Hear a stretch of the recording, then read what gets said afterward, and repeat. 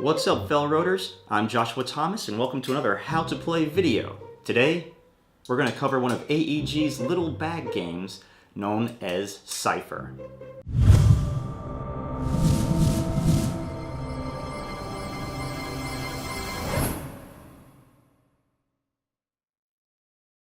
Cypher is a quick 2 to 4 player micro game by David Shorts. And in it, you are trying to gain the most control or the most influence over this electronic network that has kind of become self-aware, and you want control of it. So how do you do that? Well, let's get started. So, this game is set up for 4 players. Notice that the beginning player has 3 cards, the last player only has 1 card, and we'll get to that in a minute, and everyone else has 2 cards. Now, there are 3 different categories of cards that you can play. You've got upper class, lower class, and middle class. So, lower class is denoted by the gray or white symbols and that white down arrow right there. The middle class is in blue and has the blue square. And then the upper class, the most valuable high point classes, have the purple up arrow and purple blocks and numbers and that kind of thing. Now, the objective of the game is to have the most points by the end of the game. The way you do that is by playing cards in your play area.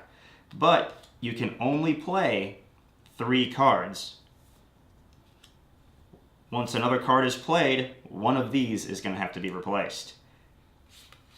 So we're going to replace our lowest scoring card, and cards that are discarded always go to the bottom of the draw deck.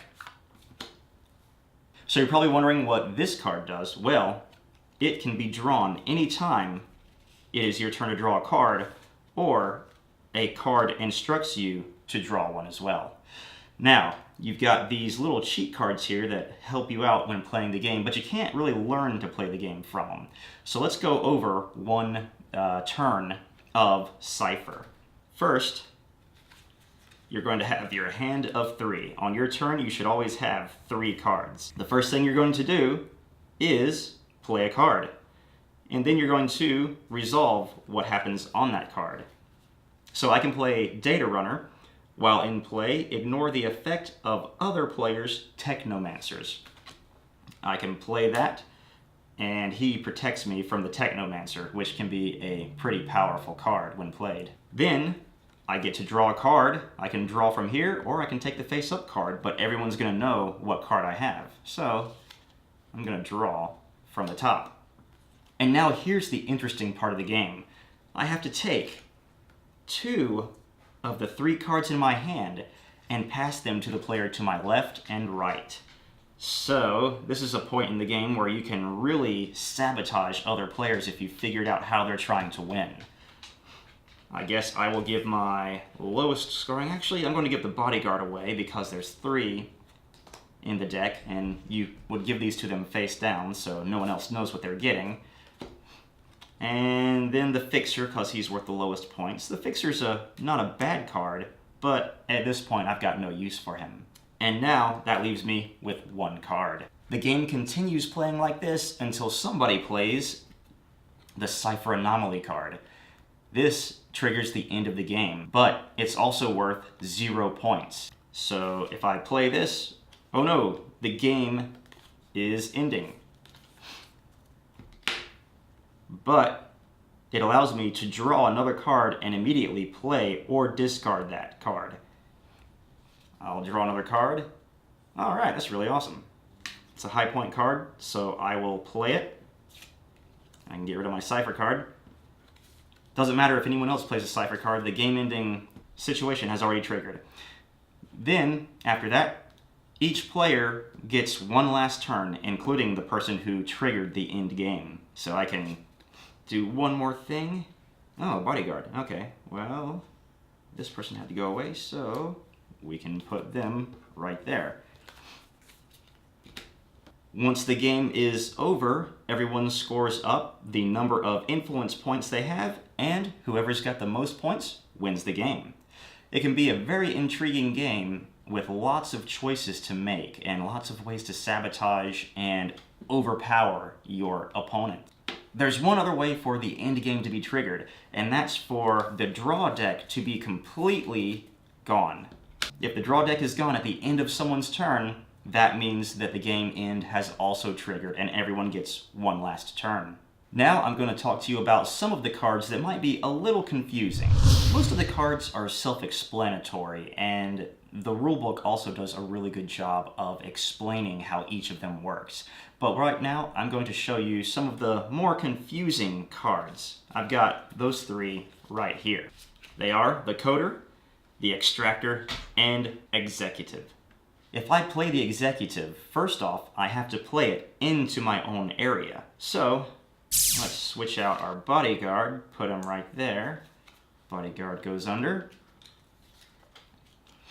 And now we resolve the effect on his card, which is for him to switch places with the Corporate Overseer. And that means that the other player who has the Corporate Overseer goes from 9 points to 6 points. And now I've got the Aristocrat and the Corporate Overseer. I've got a lot of points. So hopefully next time I'll be able to end the game. The Extractor is a really fun card. Although she's only worth 2 points, she can be a very big game changer. And if you can figure out what other people are trying to do to win the game, you can use this card to eliminate a very important card from the table. So the Extractor says, when played, draw 3 cards, then choose 1 card from your hand and remove it from the game permanently, face down. So, not only are people not going to know what card you remove from the game, but you get to draw 3 cards and add them to your hand. So now I could take the Coder, which is also a very powerful card, and discard it permanently from the game. Speaking of the Coder, one reason the Coder is so powerful is that it allows you to draw 2 more cards anytime you would draw cards from the deck or the display. Now the Coder doesn't just let you draw 2 extra cards when you are taking your turn. It also allows you to draw 2 cards anytime a character would tell you to draw any number of cards, like the Extractor. Instead of drawing 3 cards, I would then draw 5 cards. Oh man, so sweet. And I can draw that one too because it's in the display. And that is how the Coder works. The Coder is great in conjunction with other cards that have you drafting either from the bottom of the deck or on top, or taking any kind of draft mechanic. Now I have found that a 2-player game of Cypher can be a little broken because there are only 2 Cypher cards that can end the game, and in a 2-player game it is possible for one person to control those 2 cards for the entire game, meaning that they are the only one who can end the game when they want to. So this game is really, in my opinion, best played with 3 to 4 players. Furthermore, you could probably house rule somehow that in a 2-player game you must discard down to just 1 card, and then on your turn you draw 2 cards instead of just 1. I haven't experimented with that house rule yet, but if you get a chance to, let me know in a comment below how it turned out, if it made the game better or if it kind of made the game worse. If you enjoyed this how to play video, make sure you like and subscribe to the Fell Road Express. Also check out our other videos. We have Kickstarter previews, game reviews, playthroughs to help you better understand games as well. Don't forget to check us out on Twitter, where we give you our updates on Kickstarters and our videos that are coming out soon. We'll catch you later. Thanks for watching.